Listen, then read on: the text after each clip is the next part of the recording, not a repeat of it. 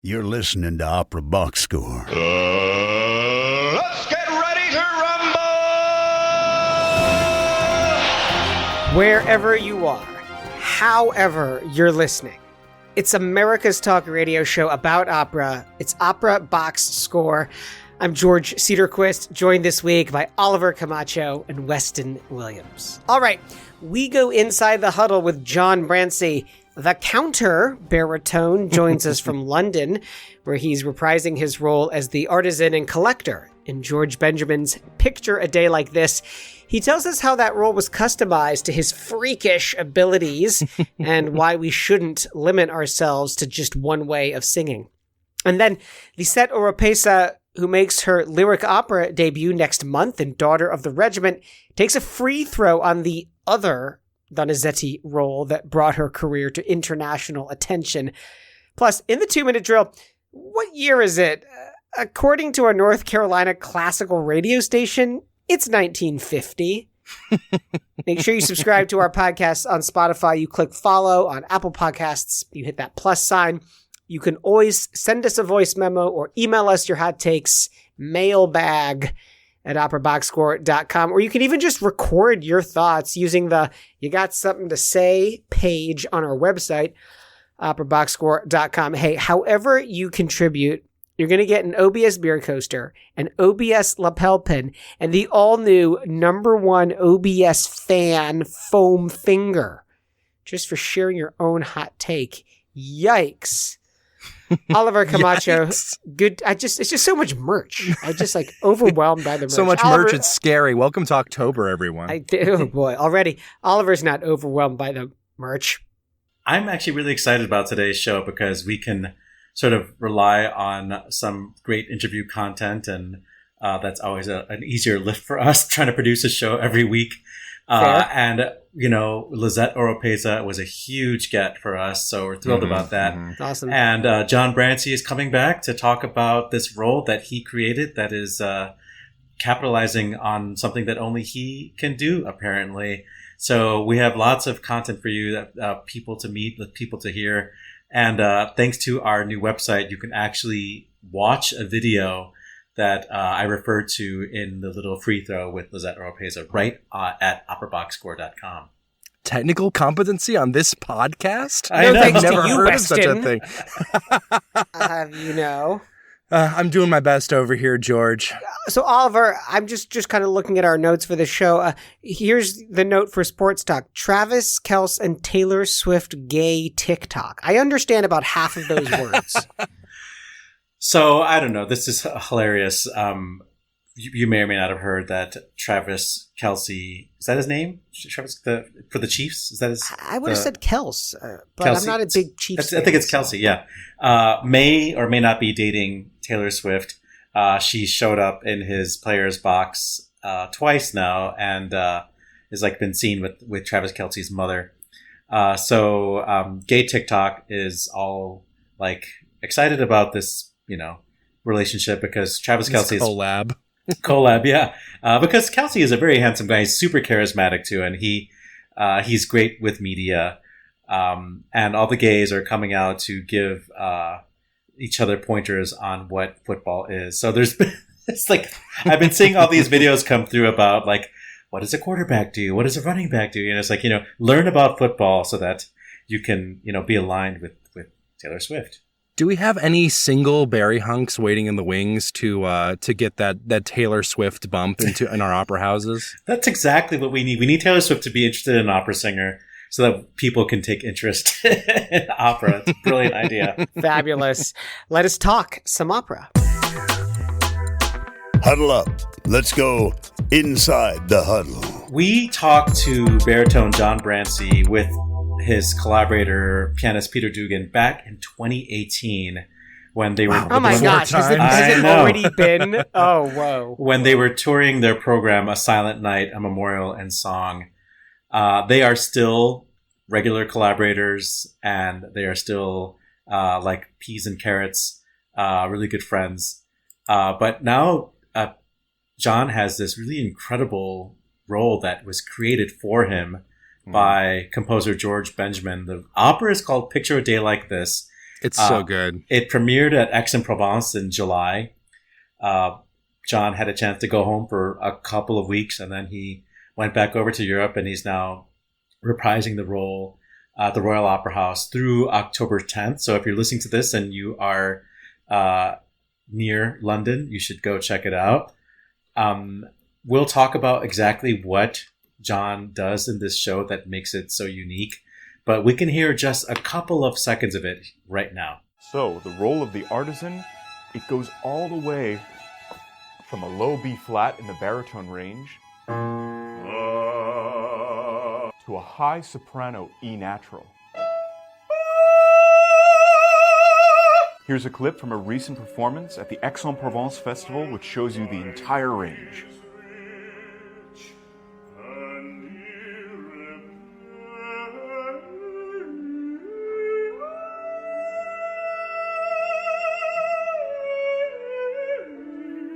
Just a little bit of John Brancy singing the role of the Artisan Collector from George Benjamin's Picture a Day Like This. John, welcome back to operaboxscore. Thank you. It's great to be back. Always. So you are right now at the Royal Opera House doing the second production of this George Benjamin opera.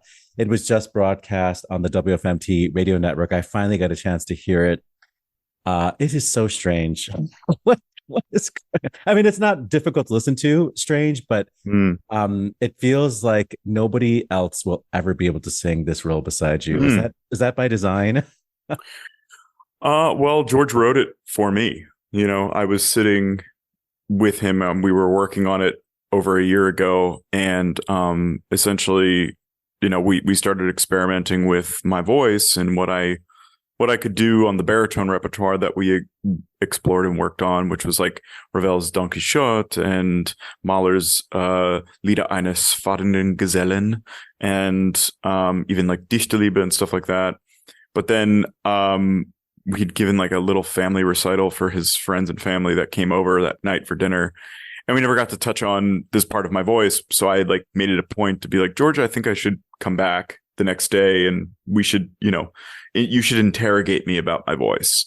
And so I did. And when I was warming up into my countertenor, which goes up to past soprano E natural into like A natural is about the highest, you know, sweet note that I have, until it goes up into like B flat, B, C, which I can hit, but those are kind of like strident and very thin.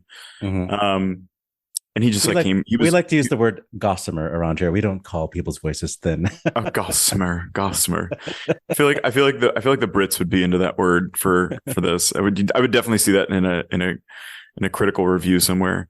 But yeah, so he was upstairs, and when he heard me doing that, he came rushing down and sort of just like jumped into the room. And at that point, the interrogation really began, and he started dissecting every part of my voice, including like what vowels sounded best on different notes, and like specifically the part of my voice that it acts like a passaggio between the two registers, and that's B flat. So the tenor B flat. No, the baritone B flat under middle C. Okay. Yeah. So have you ever flirted with the idea that you might be a countertenor? Because like a high F is like really as much as you need for a lot of, you know.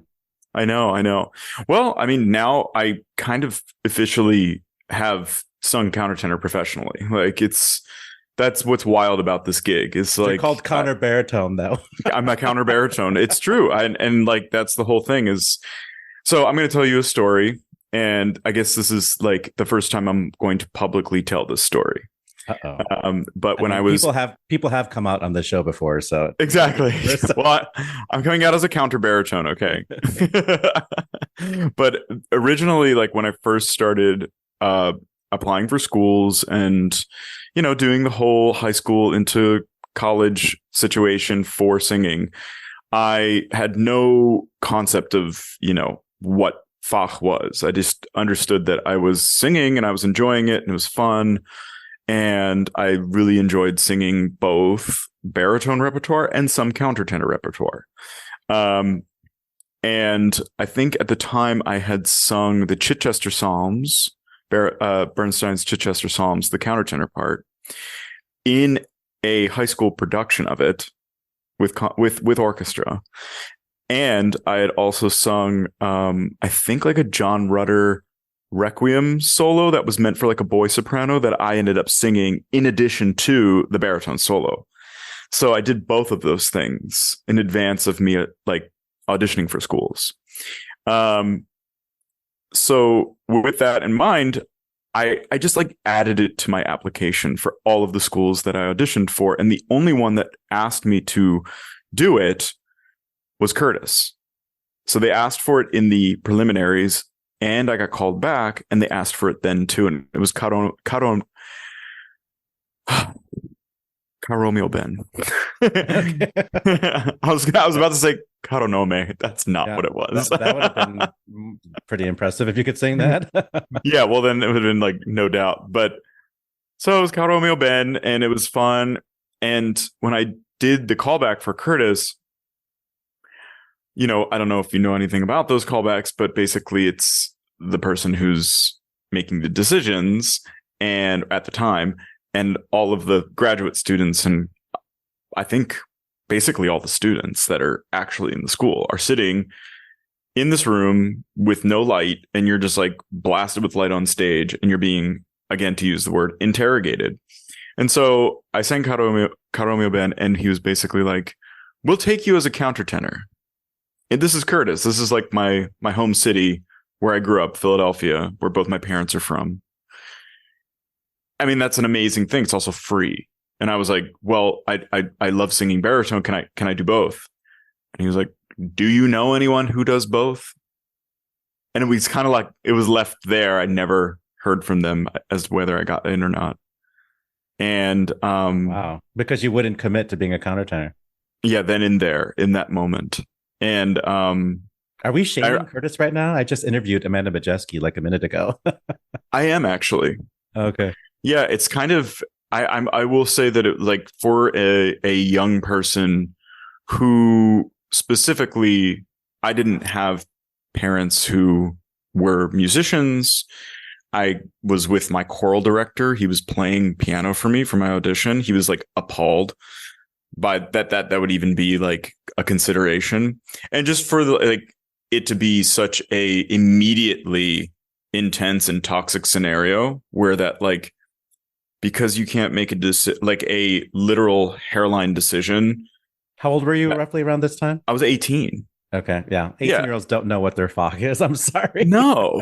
And it's just like, also, yeah, I put it on my application, but you could have given me, that option. It could have been like, well, yeah, let's give him that option. But there was no consideration. So I'm just proud of myself at this point that it literally took me 16 years to get to this point where that I'm actually performing it professionally, and I helped create a new role with one of, I think, maybe the greatest opera writer for the operatic voice that we have.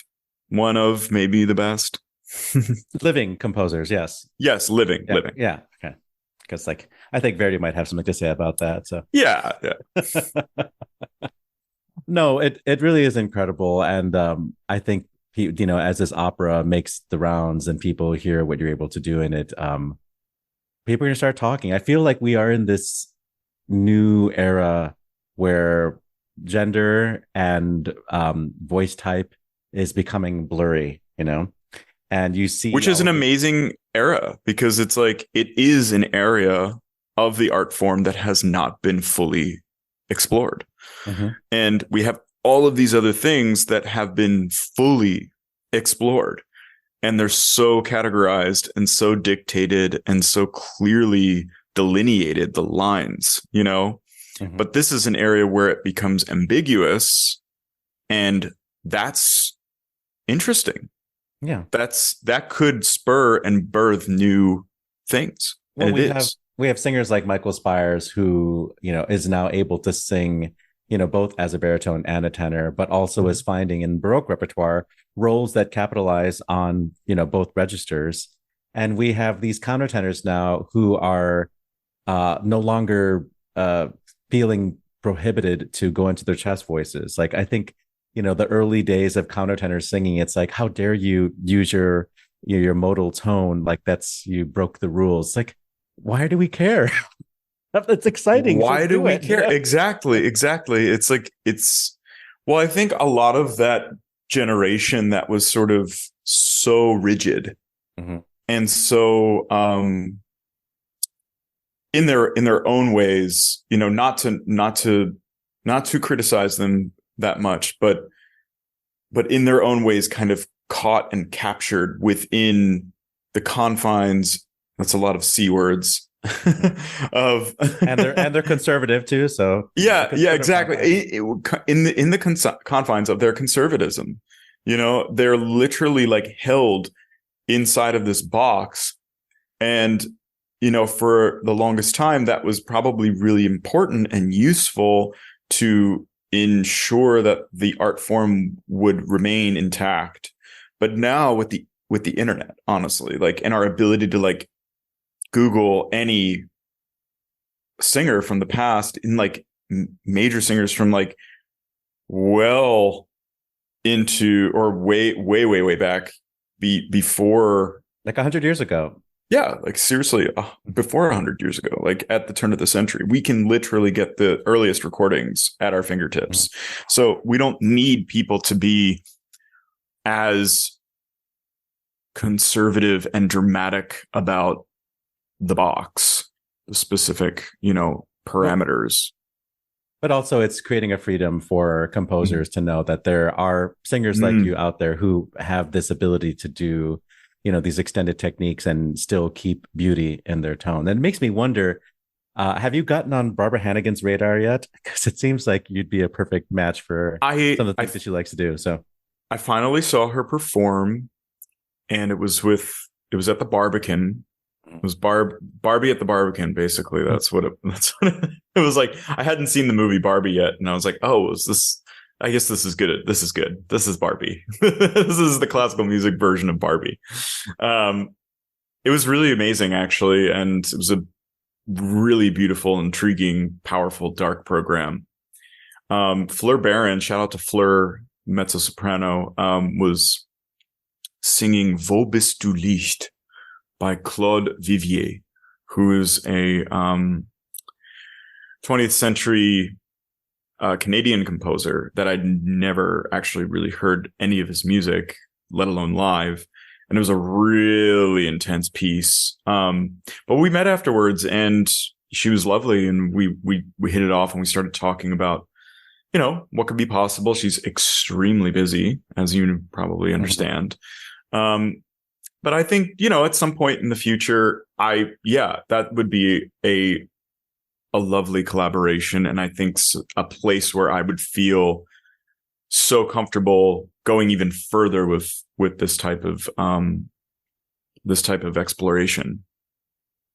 Yeah, I feel like all along you have been this artist who is trying to create this unique path for yourself, even though your vocal gifts would say, hey, I can sing Figaro right now, Yeah. But you're doing all these other things. And we first met when you were touring A Silent Night with Peter Dugan, your memorial in song, the first version of that. So it does make me think about your diversified career as a recitalist, as somebody who curates really interesting programs, concert singing. You sing with the orchestras. You're like the go-to guy for whatever Mahler or Messiah. And that would be kind of an interesting. Sorry to interrupt you, but that is kind of what I'm thinking now for my own programming, is like recital work that could incorporate this into it. Talking to composers about extrapolating cadenzas in early music, stuff like that, and writing me counterbaritone-esque cadenzas, for instance. And then also programming Mahler and programming maybe a world premiere piece that would also add that extension into the same orchestral, evening. And yeah, I if I were offered a Figaro, I would do it in a heartbeat. I love him. I love Figaro. But also at the same time, there are tons of, in some ways, lyric baritones are the most common singer next to lyric sopranos. We may be, sort of neck and neck on this category. So it is, not only is it fun for me and artistically, it gives me a lot of value and brings a lot of excitement into my artistic life, but it also is kind of essential right now in terms of diversifying what you do, because it's tough out there, it's tough out there. It's like work is not like, it's not, everybody's calendars aren't completely packed full. I'll point to an interview we did with Justin Davies, who says it's important for a voice like his to actually have different types of things on the calendar every year. He loves the Bach. He loves the the oratorios that he gets to do, but he knows that if he does only that stuff, people will forget that he sings opera.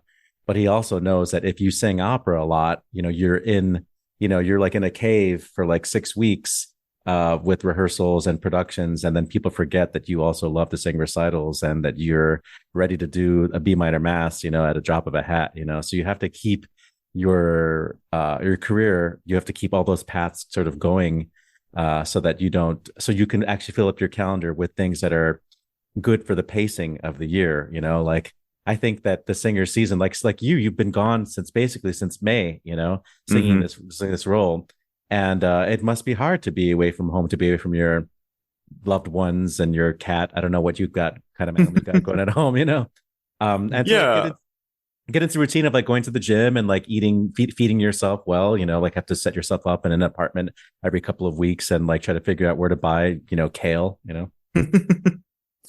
Except I don't eat kale anymore. Oh, John. I don't love kale. I'll eat like baby greens. I'll have like baby kale, but not full grown mature kale. Yeah, you're like, okay. But this is always like this is the topic for all singers, because even if you are doing concert and recital work, you're still traveling a lot. But that point of like doing opera, it's like, this is the double-edged sword in this industry, really, actually, is you want to do a lot of opera because the opera world likes for you to do a lot of opera. And they like seeing you, in productions, on stage, getting criticism in that arena. But that work isn't constant for everybody. And there is such a huge pool of concert work that's out there that's happening. And it's also booking a little bit later and closer to the date than opera is. Opera's like sometimes years in advance, which is amazing, but it's also like you have to wait so long, to get that work and get that money. But yeah, it's the double-edged sword, because you want to be available for anything and everything, but at the same time, you need to really also make things happen for yourself. That is like the lesson that I'm really learning at this point in my career and my life, is like, the more that you can do in terms of just sitting down and carving out time to, whether it's creating programs and naming them and putting together playlists for them, or it's communicating with friends that are, either running series or are they themselves touring and doing concerts, or it's following up with people that you have performed for maybe 3 to 5 years in the past, updating them, letting them know where you're at, what you've been doing. Like, these are all things that I don't think singers nowadays can actually rely on managers for, because managers are really looking for what's coming in the future. They're really focused on auditions. They're really focused on the people that are in the positions that they're in today, not previously as well. So they're all about like what's happening in the moment and what's happening in the next 9 to 18 months, really. It's like that's their time frame. So it's really, really imperative that young singers in particular get a sense of like how it is to communicate on their own behalf. Well, no dig on managers, but you also are doing repertoire that a lot of managers would be like, I'm sorry, what? Yeah, that's true. Yeah, but I mean, I want to clear that up though, because like I fully intend to continue singing lyric baritone repertoire. Like that is what I really like. If Figaro is presented to me, maybe not the Mozart Figaro, but definitely the Barbiere, that's something that I'm dying to do. Like, I really, really want to sing Rossini more. And yeah, I'm not saying no to any of that work. Yeah. And it's not like you're gonna have trouble with the G's. No.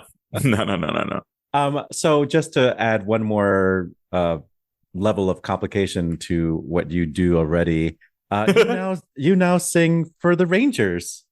Yeah.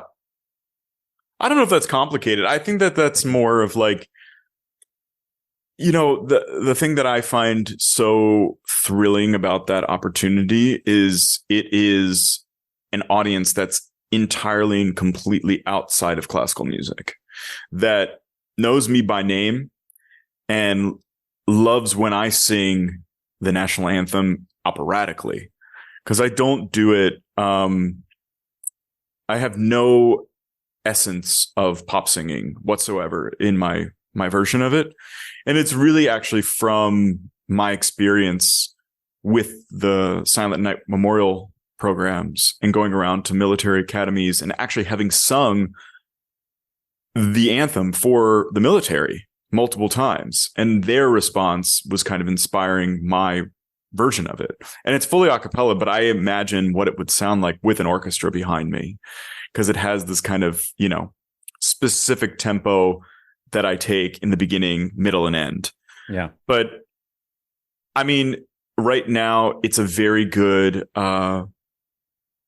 relationship. And I'm excited to see what it evolves into over the next several years. And hopefully the team makes it to the Stanley Cup at some point.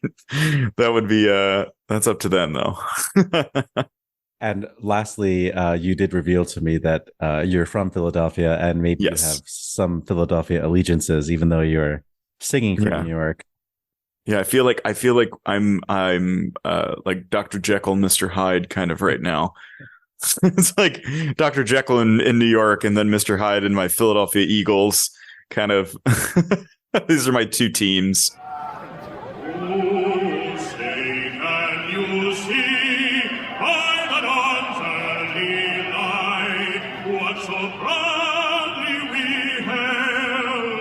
Twilight's fast gleaming, whose broad stripes and bright stars through the perilous fight, for the ramparts we watched were so gallantly streaming, and the ramparts ran glare, the guns bursting in air, gave proof to the night that our flag was still there.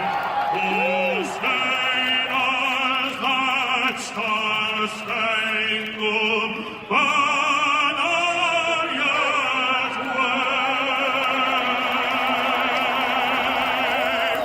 For the land of the free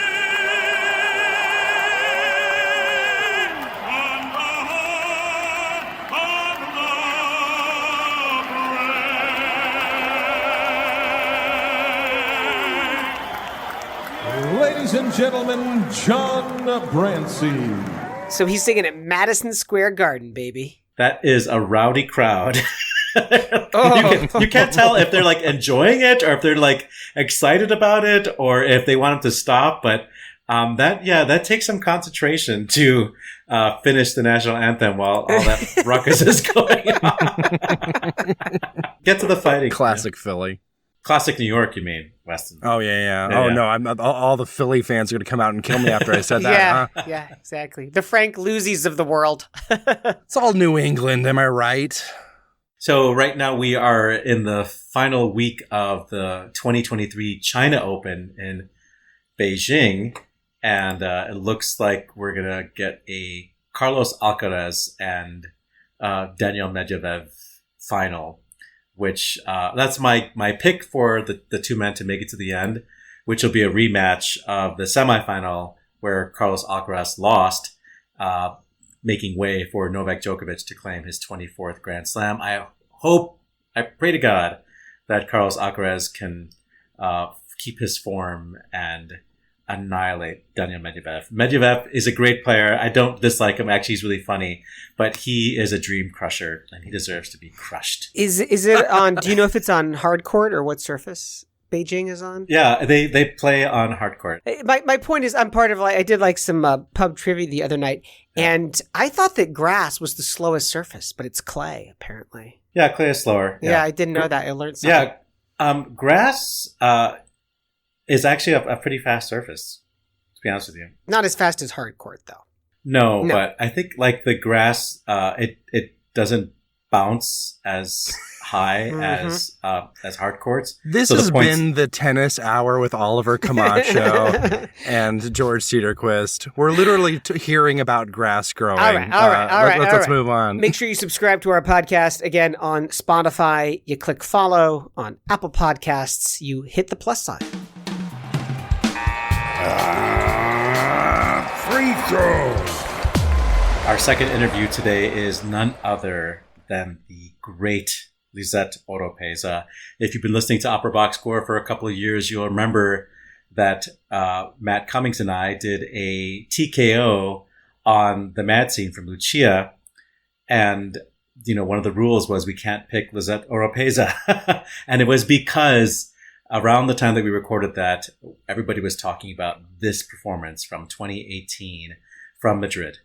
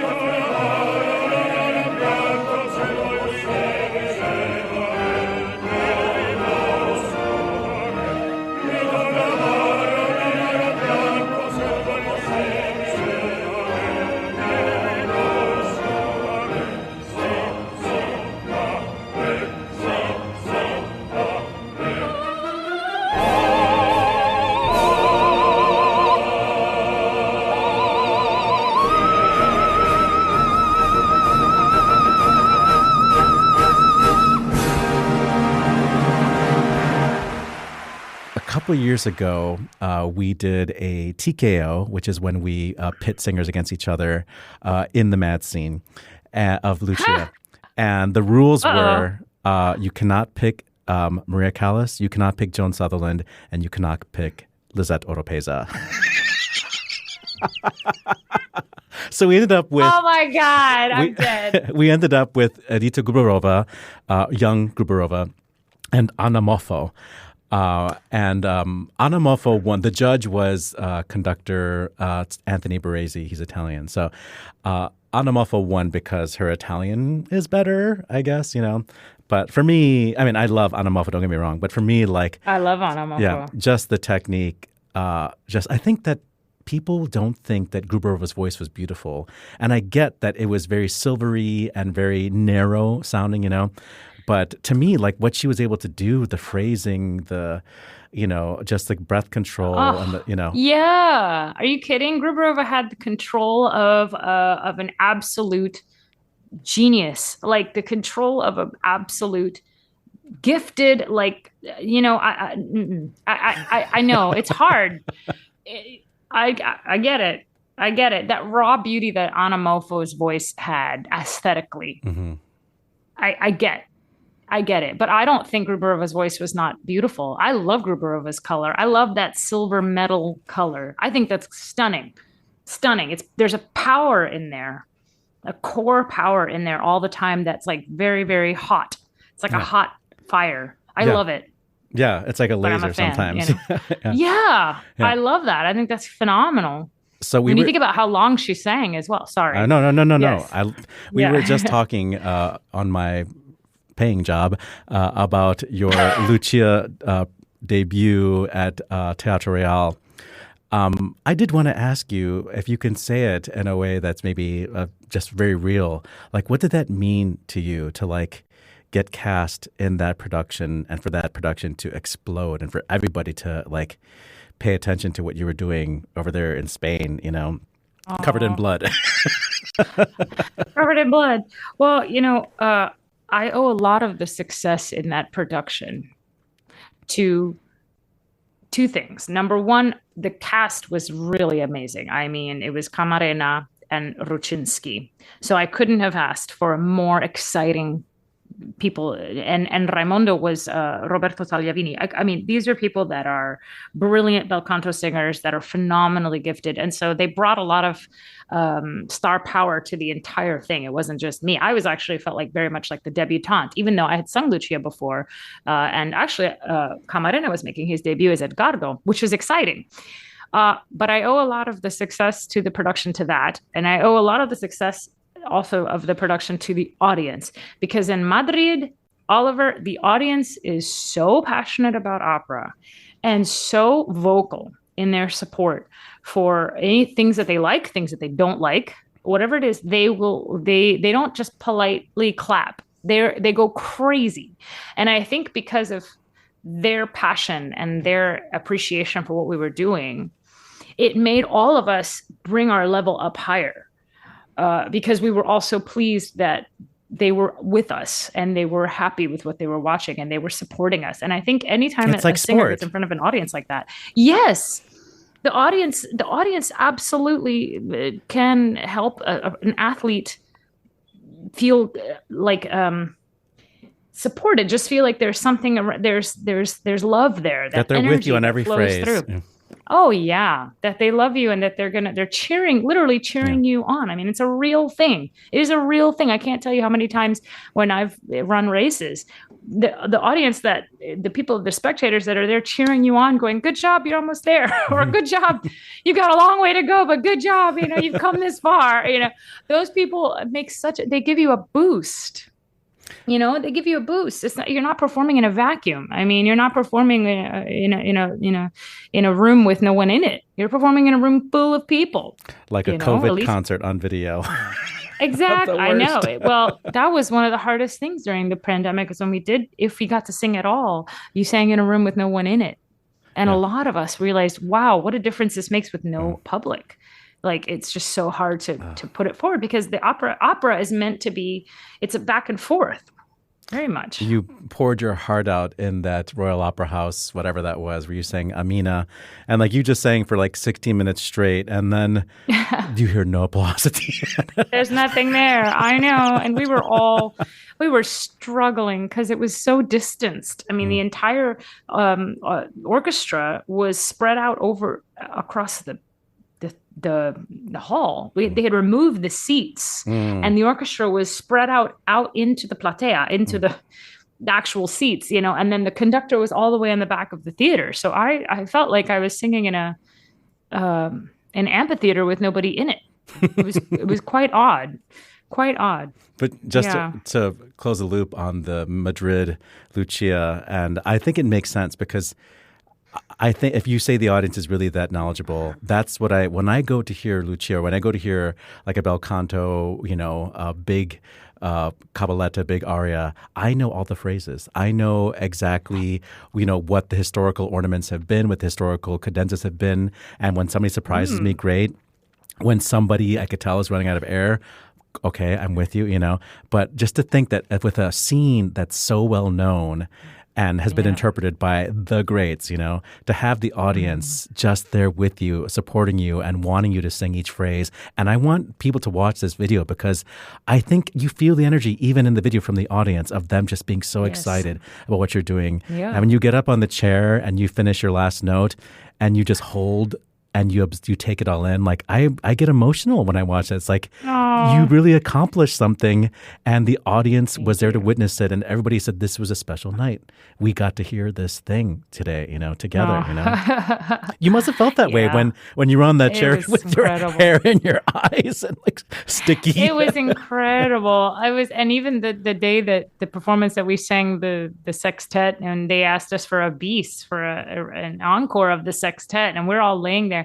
And we knew that there was always a possibility that an encore could be demanded from the audience, but none of us planned, or anything. We weren't like, okay, we're going to do an encore tonight. No, it was just like, if the audience asks for one, we'll see what happens. But then, several performances went by and the audience would applaud, but not to that level. Well, then we get to the one night where they just wouldn't stop applauding. And I'm laying on this table at the end of the sextet on my back, looking up at the ceiling and going, I think I need to get down off this table and we need to do this sextet again, because the conductor was not moving on to the next part of the music. And it was like everybody kind of knew that was where we were headed with that. And that's the first time that's ever happened to me. And it was an incredible feeling. And again, like I said, that's when you feel like the audience is really on that journey with you. You sing for them. At the end of the day, you sing for them. Did you guys just do it standing shoulder to shoulder, or did you go through the blocking again? I came up off the table. I was not singing upside down. But I came back onto the floor and I sat on the floor and kind of looked at the conductor and to see what we should do. And I could see everybody. I looked at my colleagues, and we were all like, okay, I guess. I mean, we're in character for as long as we could be. Yeah. But it was clear that we weren't going to move on. It was pretty awesome. I mean, I don't know. Those moments feel like they last an eternity. They really, because they something like that makes such an impression on you, because it just doesn't happen all the time. I mean, I'm not used to that, and it was really, and I'm there and I'm the Lucia, and I'm like, gee, am I supposed to take charge? Am I supposed to be the one to decide if we're doing this again? Is it up to me? What does the tenor think? What does the baritone think? And I'm looking around like, and we were also being videotaped. I think that was one of the days that we were getting a broadcast, if I'm not mistaken, because I feel like the video of the sextet is online. So yeah, it was a bit, and it's an ensemble. It's not like it's an aria. So like I said, you don't really feel like you're like in charge, but not really. You have to but we couldn't like stop and talk and huddle, take a time out and everybody huddle and talk. Start from measure 6, Yeah, exactly. Exactly. And it's a big sing for everybody, the sextet. It's not an easy little number, the sextet. But yeah, I mean, it was amazing. What can I say? It was incredible. I'm so happy that I got to experience that.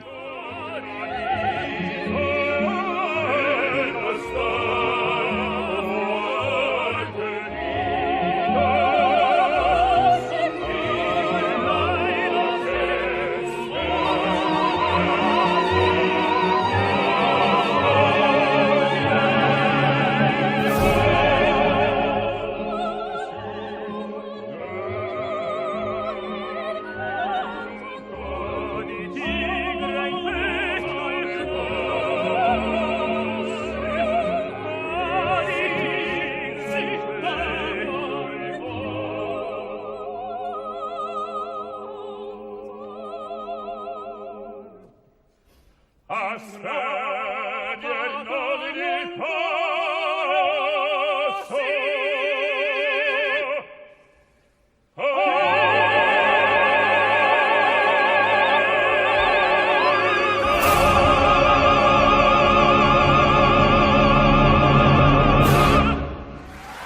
email us your hot takes, mailbag at operaboxscore.com. Or get this, you can even just record your thoughts on our website on the page. You got something to say?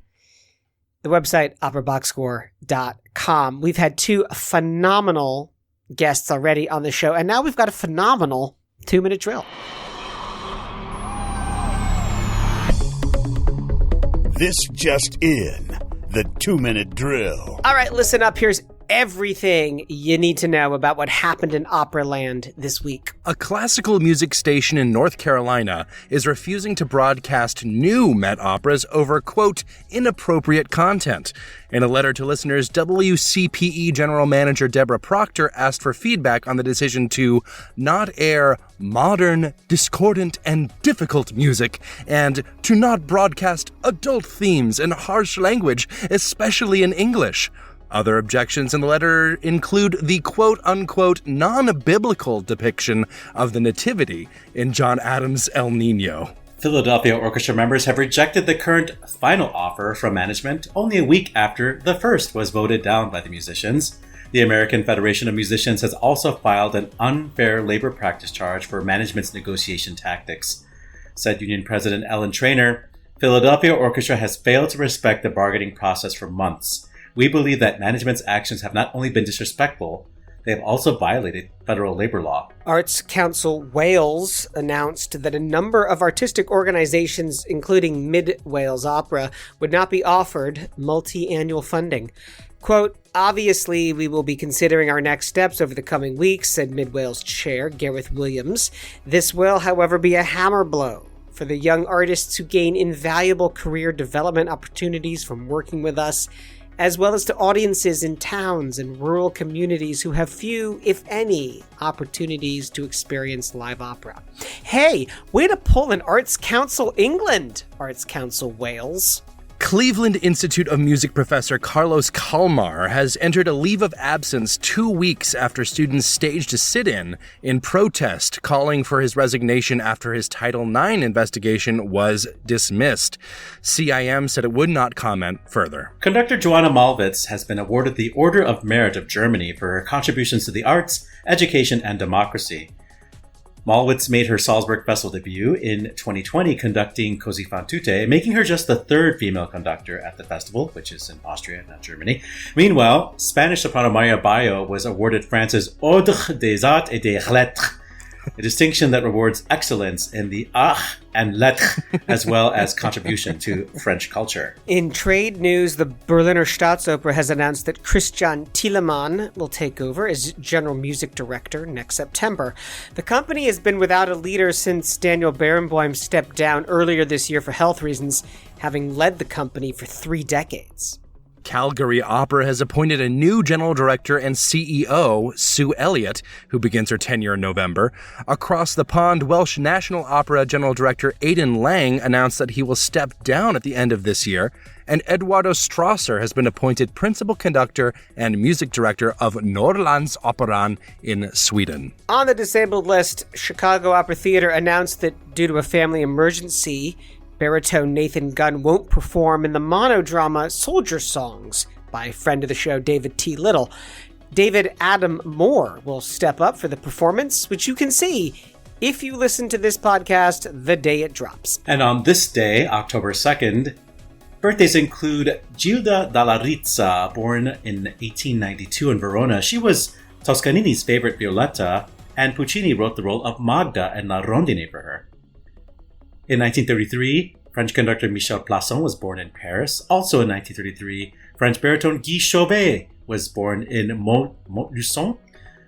First performances include Valentino Fioravanti's La Capricciosa Pentita in 1802, a bop. Antonin Dvorak's Tvirje Palice, I want to say, in Prague in 1881. We had to wait over 100 years for the first performance of Bastien in Berlin. It's the first proven performance of the Mozart Juvenilia. In 1899, the first performance of Victor Herbert's The Singing Girl in Montreal. 1954 saw the first performance of Gianfrancesco Malipiero's Donna Urraca in Bergamo. And on this day, October 2nd, in 2003, it was the first performance of Thea Musgrave's Pontalba in New Orleans. That is your 2-minute drill. Tenesse la promessa, la disfida ebbe luogo, il barone fu ferito, però migliore. Alfredo estraneo suo, il vostro sacrificio io stesso li ho svelato, egli a voi tornerà per suo perdono, io pur verrò. Durate, versate un avvenir migliore, guarda, Just a little bit of Gilda dalla Rizza from the third act of La Traviata. I just love that letter reading. I think that we should go that far all the time. I think people try to act too much, but I think with opera, it's okay to just be ridiculous like that. I loved it. We want to get to this big story about the radio station not playing the Met. Can we blast quickly through the Carlos Kalman take and then the Telemann post? Yeah, let's blast away here. I mean, Carlos Kalman, I don't think there's too much to say here. Obviously, this is something that's happened very recently. CIM doesn't want to say anything about it.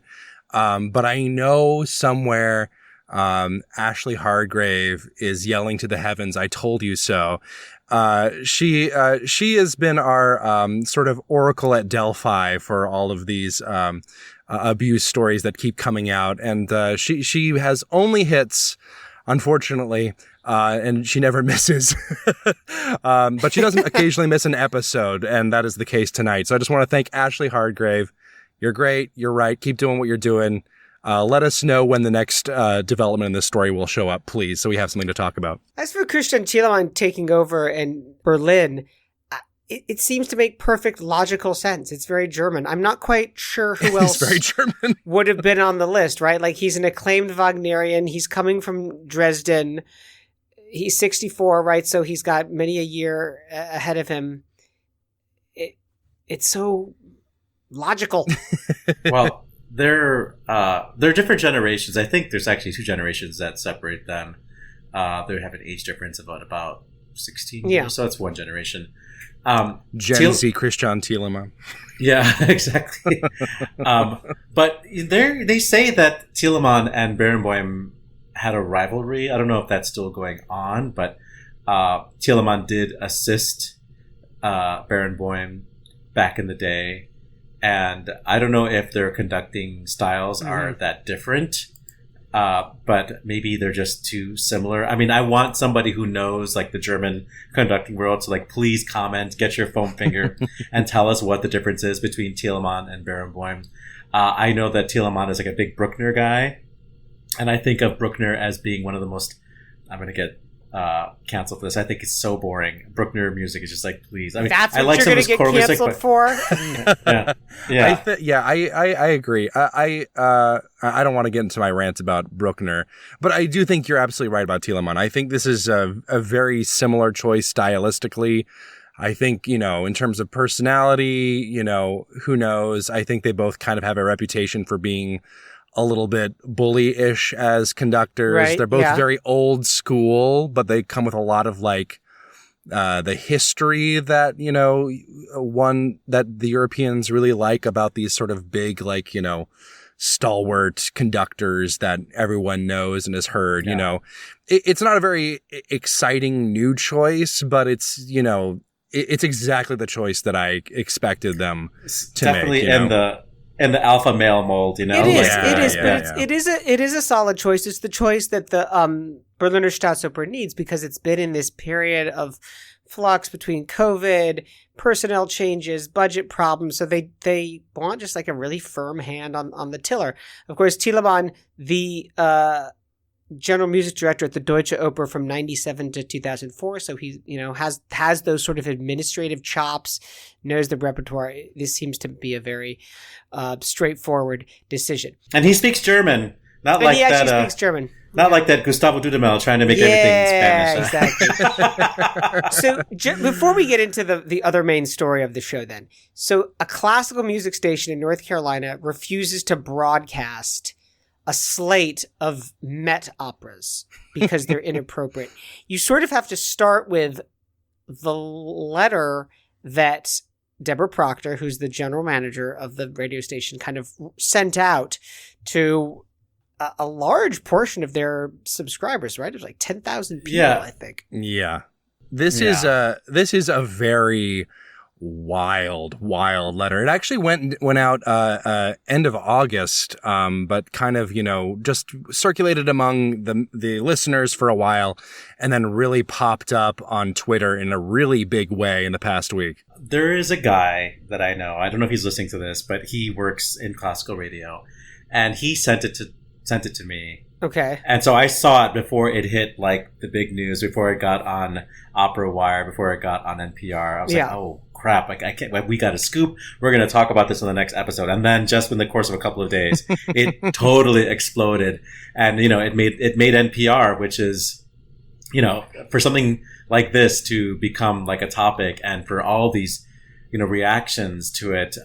There is a letter. First of all, let's go back to the original post. Yes. So her name is Deborah Proctor, and she sent out basically a form to her listeners saying, like, do you like this opera? Check yes or no, basically. Okay. and she's saying that, this radio station has been airing the Met for all these years, and we remember the days when, they play Tosca, La Boheme, and whatever, and now the Met is getting too adventurous. The Met is getting too risky, too much, new works that are discordant, and, the subject matter is not appropriate for families. Like families listen to the opera, Right. So in her opinion, both musically discordant and like emotionally and content discordant, in her opinion. Yeah. It seems to be a little bit more content driven. I just want to read a couple of quotes because honestly, when this story came out, I did see this letter and I genuinely thought it was fake. I genuinely did. It wasn't until NPR came out and they did an interview with her. Like, this thing feels like it was written in 1950. Like, genuinely, it is extraordinary. Most of her objections have to do with the English language operas, right? Where, they might say the F word in the score. And like, sure, I get with kids, that's not, something you want them to hear. It's also not something that's going to be broadcast first and foremost because the Met will mute that. And you are also capable as a host radio station to mute those words yourself as well. But it gets really, really in the weeds once you get beyond there. I just want to read the segment, laying out what the problems are with El Nino. She says in this letter that she sent out, El Nino is supposedly about the visit of the Archangel Gabriel to the Virgin Mary. However, in this non-biblical version, when the Holy Spirit overshadows Mary, she undergoes pain and mental agony. The music and background vocalization in that scene leaves nothing to the imagination. Other non-biblical sources are used in the libretto. Like, it is such a 1950s pearl clutching, desperate, scared tone that persists through this entire letter. And also, I will also say, just so like it doesn't go unsaid, a lot of these works have LGBT themes in them, and the letter is very careful not to say that explicitly, but it heavily implies it, in my opinion. Yeah. Just to avoid any lawsuits here. So these are the operas that she's canceling. Florencia and Amazonas in Spanish. Which actually, I want to say, like, that one's wild too. Sorry to interrupt you, Oliver, but I want to say this. Most of these are English language operas that are like, oh no, a child might hear something inappropriate. Florence and the Amazons is in Spanish, not in English. And I want to read, sorry, Oliver, I really have to read this. This is so fun to me. Florence and the Amazons is simply outside the bounds of our musical format guidelines. a recent employee who was very liberal in the wide-spanning view of what constitutes the limits of material acceptable for broadcast on this station said this opera was basically okay. Having heard it, I found that the basically okay would be most basically not okay for far too many listeners. Well, I'm glad that recent employee is such an expert. that recent liberal employee. Yeah. It's so funny. Okay, so that one is canceled. Dead Man Walking is canceled. We know all about Dead Man Walking from the movie, and it's been one of the most popular American operas in recent years. It features a execution on stage. I'm sure there's some profanity. Crisis of faith. It's really about the first scene, which is the rape. The rape, right? Yeah. Yeah. Right. Yes. Life and Times of Malcolm X. Oh, that's way too political. You can't addresses adult themes and contains offensive language.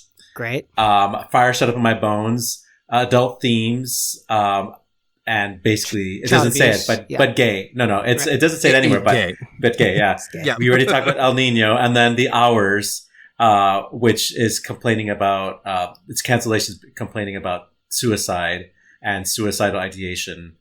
And there's so many suicides in opera. I mean, she talked about Tosca at the beginning of her letter, and like Tosca is what? An attempted rape. She kills her rapist.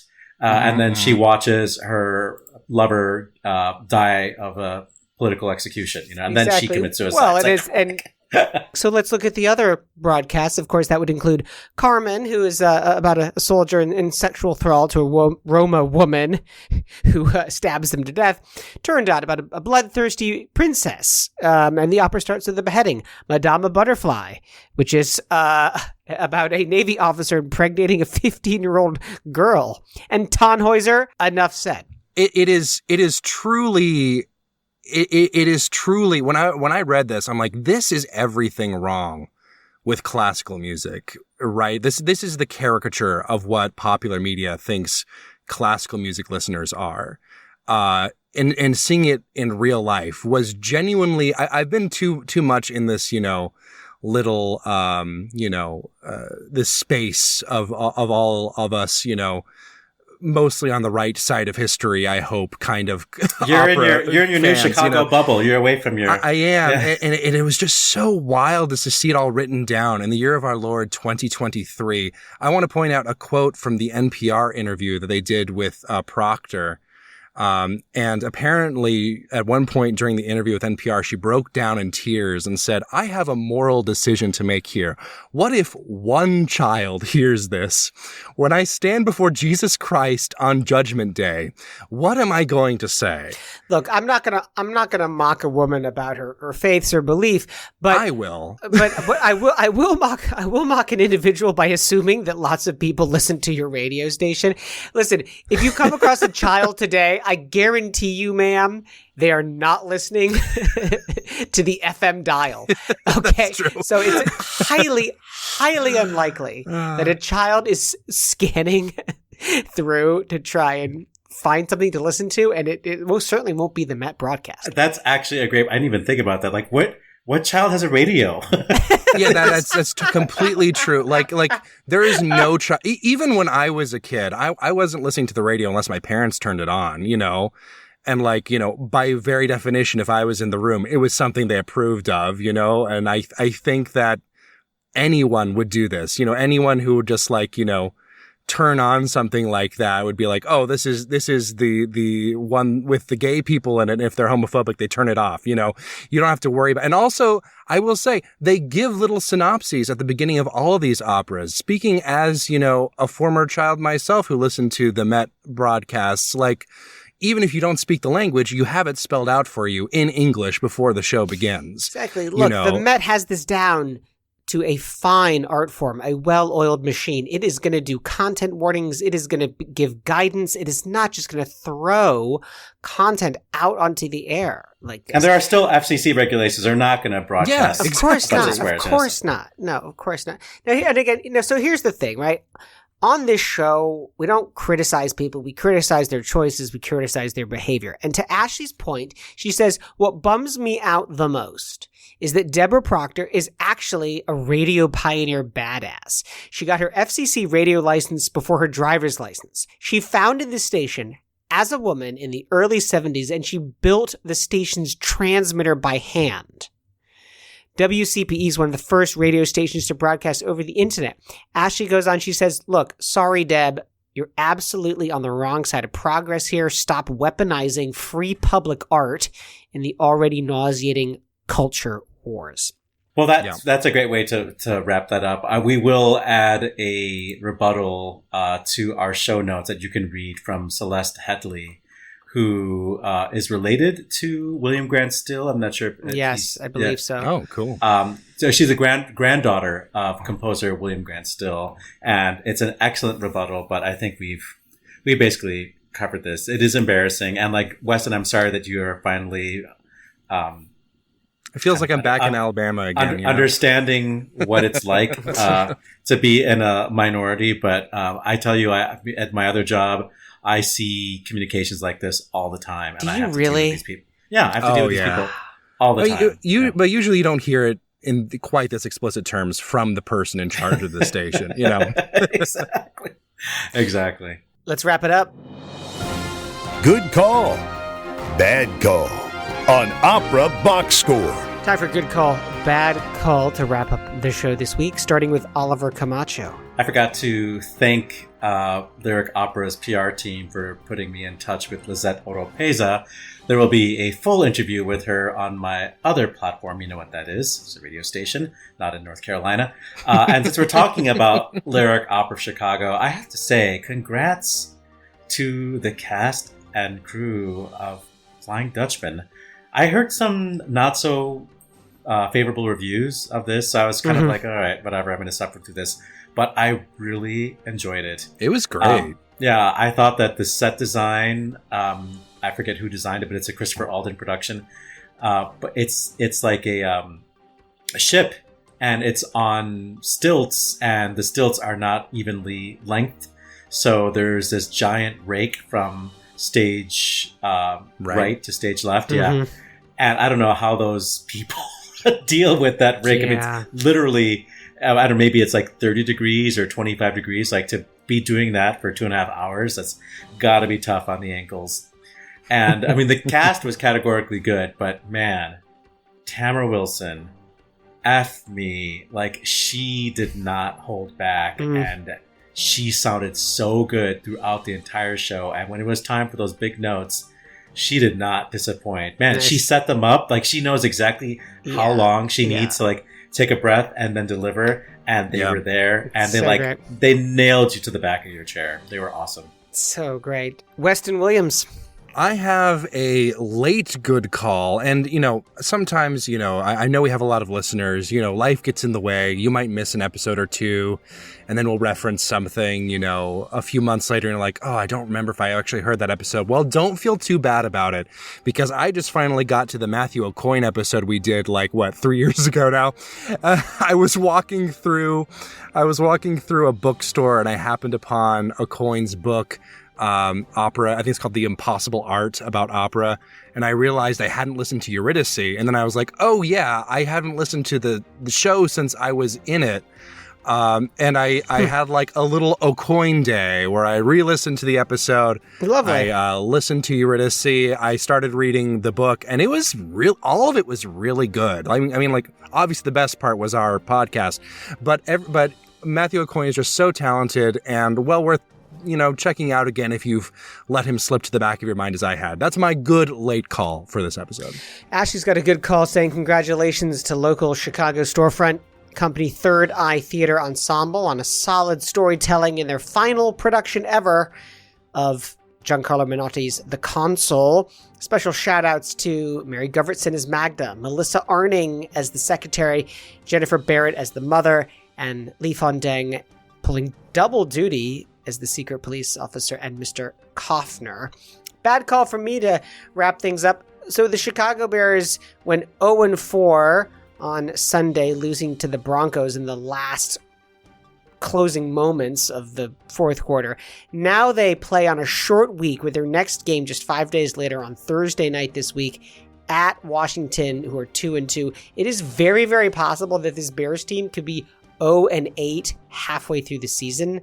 Yikes. That's it for this week's edition of America's Talk radio show about opera. Make sure you subscribe to the show wherever you get your podcasts. Get your voice heard and find links to stuff we've talked about at our website, operaboxscore.com. It is beautiful looking right now. And hey, the website is also where you can put your money where our mouths are. It's super easy. Just give back to the OBS using PayPal on the Support the Team page. Your announcer is Norm Waddell. Your creative consultant's Oliver Camacho. Your audio editor is Weston Williams. For our guests, John Brancy and Lisette Oropesa, I'm George Cedarquist, asking you to continue the conversation about opera out of the earshot of children.